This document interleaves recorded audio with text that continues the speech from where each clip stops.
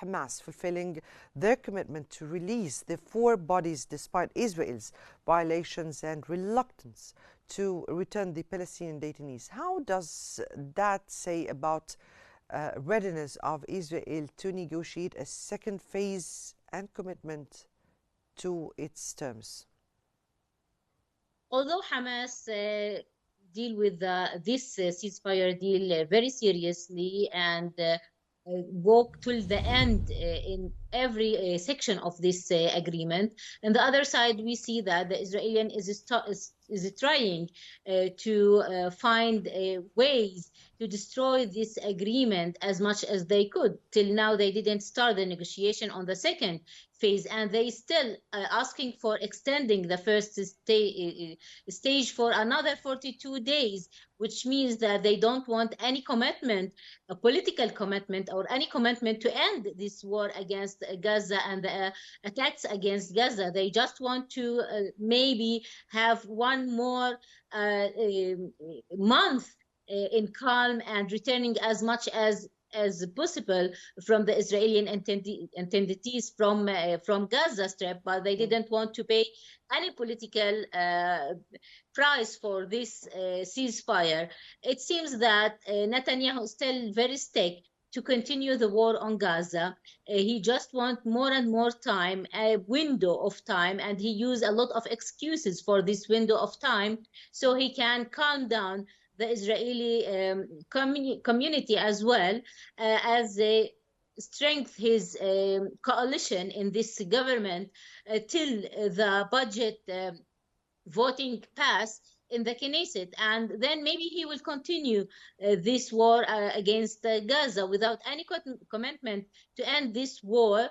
I think that the Palestinian side will not agree on extending the first stage for another 24 days, which means that we as Palestinians wouldn't accept to have like a humanitarian just agreement instead of having an agreement that have a political commitment, like ending the war and the attacks on Gaza Strip and starting the rebuilding of Gaza again. So still I think that the two parties is very far away from reaching to any agreement in the few days ahead. Well, Ms. Natsha, U.S. President Donald Trump has emphasized that the decision on the ceasefire's second phase must be Israel's to make. What implications does that stance have for the future of the agreement? I think that Trump didn't have any clear plans for the future of the ceasefire in Gaza. He wanted to give like a green line for Israel to go as far as it could in achieving its goal, and one of these goals is returning back the Israeli attendees from Gaza. So I don't think that he is putting a real pressure to start a second phase of negotiation or starting a negotiation on the second phase, and he will support extending the first phase for another 42 days. I know that everyone is willing to have a ceasefire and calm Ramadan and pass Ramadan peacefully without any attacking on the civilians in Gaza Strip. But still, without any commitment for second phase and commitment of ending these attacks on Gaza and ending the war, I think we are still very far from achieving anything. And I think that the United States is not putting any efforts, real efforts, to achieve a second phase and the commitment of the second phase and putting pressure on Israel for that. All right. Now we're joined by Mr. Ashraf Al-Ashri, managing editor for Al-Ahram newspaper.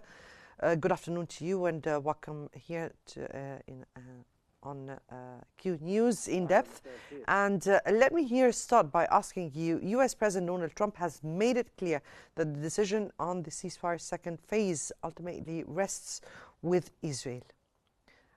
I'm reiterating this question also for you. What impact do you think does this perspective have on the balance of negotiations between Hamas and Israel, leaving it in the hands of Israel?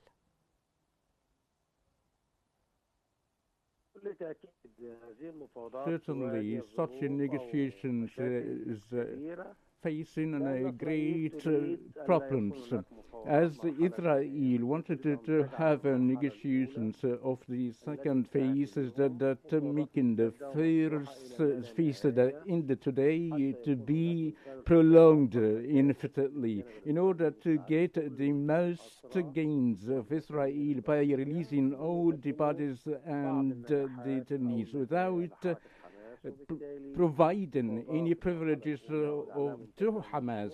So, to extend this negotiation as an Israeli proposal, and Hamas is saying if Israel wanted to make it that way, so it has to provide the guarantees to Hamas by ceasefire and a complete withdrawal from the strip along with the Philadelphia corridor.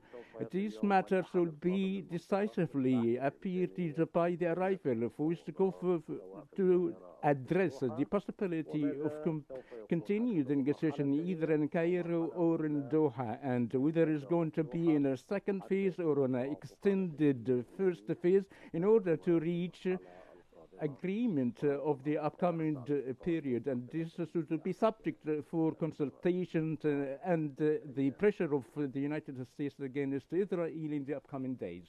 Wait, Ms. Ashri, there are reports that are revealing that Israel is pushing for an extension for the first phase of the agreement. What do you think Israel's objectives are behind that?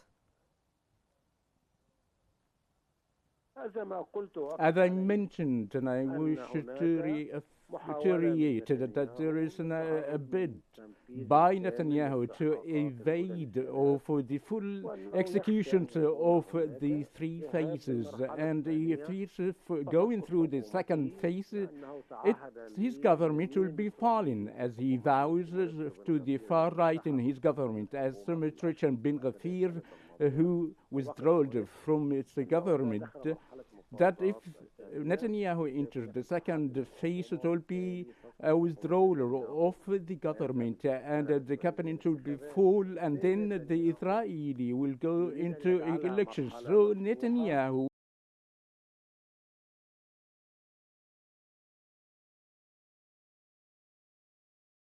the force without providing any guarantees to Hamas, and Hamas would reject this along with the Palestinians. So it will be subject for the guarantees to be announced by the American side to Egypt and Qatar regarding the cessation of the military operations and the withdrawal of Philadelphia, and also regarding the assigning a Palestinian authority for governing the strip in the following day of the after the war, along with the ceasefire. So the second phase will be difficult and complicated, and won't be having any hope unless the United States is going to pressure the Israeli side.